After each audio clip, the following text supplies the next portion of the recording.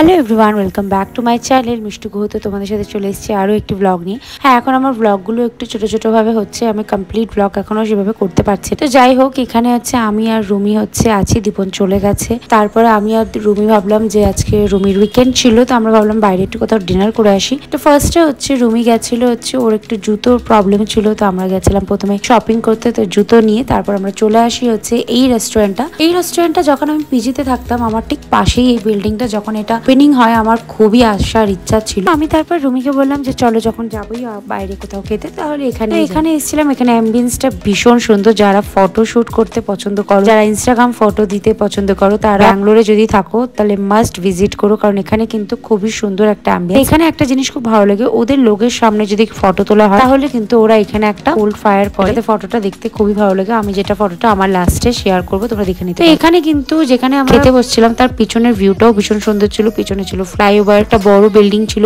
যেটাতে ফটো ভীষণ সুন্দর আসছিল। আর এখানে আমি ভয়েস ওভার দিচ্ছি কারণ এখানে গান চলছিল, গানে আমার কপিরাইট চলে আসে। তারপর আমরা এখানে ওয়েট করছিলাম। আমরা অর্ডার দিয়েছিলাম একেবারে সিম্পল খাওয়া। আমরা এখানে নিয়েছিলাম ফার্স্টে হচ্ছে মকটেল। নেওয়ার পর আমরা নিয়ে হচ্ছে এখানে হচ্ছে চিকেন কোরিয়ান ড্রামস্টিক, আর নিয়েছিলাম হচ্ছে গার্লিক পর্ন, আর তারপর নিয়েছিলাম হচ্ছে একটা নুডলস, যে নুডলসটা খেতে ভীষণ টেস্টি ছিল। এখানে কিন্তু অনেকে ভাবতে পারো যে শুধু এখানে হয়তো ব্যাচেলার্স বা কাপলরা আসতে পারে, এরকম এখানে কিন্তু ফ্যামিলিরাও আসতে পারে, কারণ আমরা যেখানে বসেছিলাম তার ওখানে অনেক ফ্যামিলি ছিল, তারা তাদের ফ্যামিলির সাথে এনজয় করছিল। তারপর লাস্টে আমরা নিয়েছিলাম পিজাটা আমাদের বেকারি নেওয়া হয়েছিল, কারণ আমরা পিজাটা কেউই সেইভাবে খাইনি। আমরা ওগুলো যা খেয়েছিলাম তাতে আমাদের সবার পেট ভরে গেছিল। এইখানে হচ্ছে দেখতেই পাচ্ছ সব বাচ্চারা ডান্স করছে। একটা ভালো উইকেন্ড যদি তোমার যেতে চাও তো অবভিয়াসলি চলে এসো। এটা কিন্তু কুডলু গেটের পাশেই আছে, মানে ব্যাঙ্গালোরের রেস্টুরেন্টটা। এখানে দেখতে পাচ্ছ ফ্যামিলি সবাই কিন্তু ভীষণ এনজয় করছিল।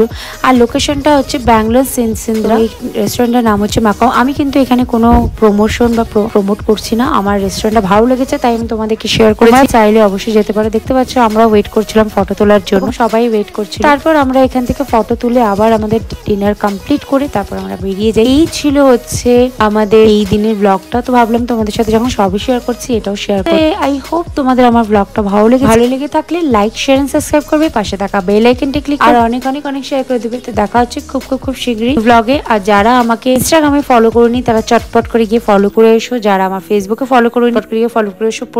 প্রত্যেকটা লিঙ্ক কিন্তু আমার ডিসক্রিপশনে দেওয়া আছে। তাও আমি তোমাদের নাম বলে দিচ্ছি। আমার ফেসবুক নেম হচ্ছে শর্মিষ্ঠা গুহ নিয়োগী, আর ইনস্টাগ্রাম নেম হচ্ছে শ্বেতা গুহ দিয়ে সার্চ করতে পারো, না হলে তোমরা শর্মিষ্ঠা গুহ নিয়োগী দিয়ে সার্চ করতে পারো। শর্মিষ্ঠা গুহ নিয়োগী আমার দুটো প্রোফাইল আছে, দুটোতেই তোমরা ফলো করে দিও। আমরা তারপর বাড়ি চলে আসি, কারণ সেদিন ভীষণ বৃষ্টি ছিল আর পরের দিন কোনো একটা পুজো ছিল, তাই রাস্তায় কিন্তু পুরো এখানে একদম লাইটিং হয়েছিল। আই হোপ তোমাদের আমার ভিডিওগুলো ভালো লাগছে।